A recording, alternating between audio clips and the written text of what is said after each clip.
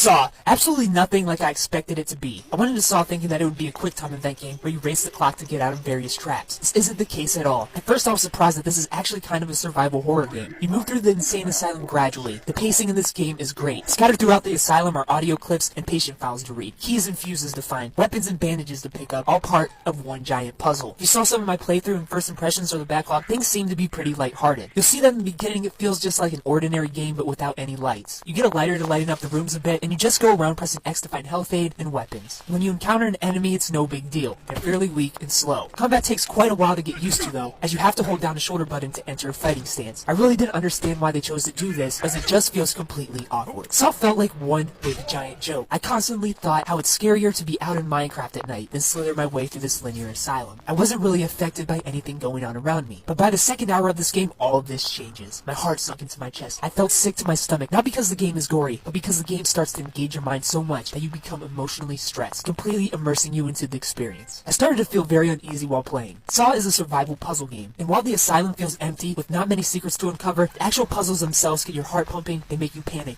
they put you there. The puzzles get painfully challenging towards the end of the game. The entire game is one giant puzzle down to the items you carry with you. Sometimes it's better to search out bandages and water to regain health and use a hypo. If the game didn't allow you to choose from 5 different checkpoints in the pause menu, that game would have ended at the very final puzzle of the game, as I had no health hypos on me and very little health. Doesn't sound bad until you actually see what the final puzzle is all about. You slowly lose health until it's solved. Luckily I could go back 4 checkpoints and make my way through more carefully and make it to the end. Deciding whether or not your mind and body is up to the mental and sometimes emotional stresses of this game is completely up to you. It is not in any way an enjoyable feeling, which I can appreciate. You don't want people to enjoy surviving, but at the same time, you feel a sense of pleasure and accomplishment when you get through a section without blowing up or getting your head shot off. This isn't a game I would recommend stretching out. It may drive you mad. Sit down with it for a few days, finish it, and then forget about it. It truly is that unsettling. For what it is, a survival horror puzzle game, 7 out of 10. And as an overall game, 7 out of 10.